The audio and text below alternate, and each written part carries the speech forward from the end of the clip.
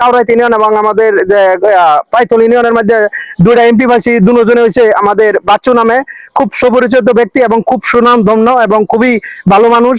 তো আমরা জানি যে এই পাইতল ইউনিয়ন এবং কাউরাইত ইউনিয়নের মধ্যে ইনশাল্লাহ যে দুইজন ব্যক্তি পাইছি এইরকম দুর্ভোগ বা সমস্যা ইনশাল্লাহ থাকতো না।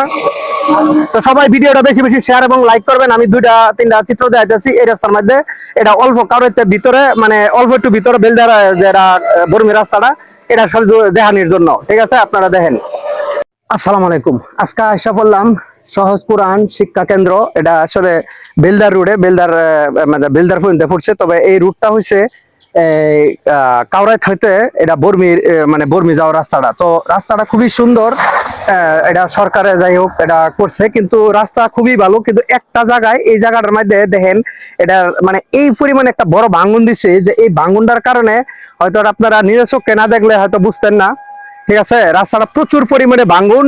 তো এখন আস্তে আস্তে এই রাস্তাটা আস্তে আস্তে মানে দুইটা গাড়ি মানে ক্রসিং করতে কোন সময় যে কোনো সময় দুর্ঘটনার সম্মুখীন হওয়ার মতো নেই। কারণ আপনারা রাস্তাটা দেখেন বিশাল বড় ভাঙ্গা। এই ভাঙ্গাটা কিন্তু সিধা এটা নিচে যাইতেছে গা।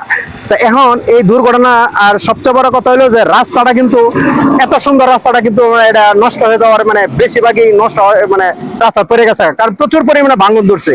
হ্যাঁ, আস্তে আস্তে ঝাঁকি ঝাঁকি লাগতে লাগতে এই ভাঙ্গাটা এখন কিন্তু প্রচুর ভাঙ্গা পড়তেছে। আমার মনে হয় আমাদের যারা এই ইউনিয়নের যে কর্তৃপক্ষ আছে তারা হয়তো দৃষ্টি দিয়েছে, হয়তো দেখছে বা নজরে নাই। তো আমার মনে হয় যে এই জিনিসটা খুব দ্রুত সময় এটা সংস্কার করা উচিত।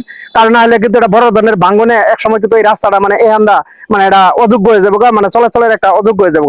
তো যাই হোক, এই আমাদের জানি যে কাউরাইত ইউনিয়ন এবং আমাদের যে পাইতল ইউনিয়নের মধ্যে দুইটা এমপি ভাসী দুজনে হয়েছে আমাদের বাচ্চু নামে, খুব সুপরিচিত ব্যক্তি এবং খুব সুনামধন্য এবং খুবই ভালো মানুষ। তো আমরা জানি যে এই পাইতল ইউনিয়ন এবং কাউরাইত ইউনিয়নের মধ্যে ইনশাল্লাহ যে দুইজন ব্যক্তি পাইছি এইরকম দুর্ভোগ বা সমস্যা ইনশাল্লাহ থাকতো না।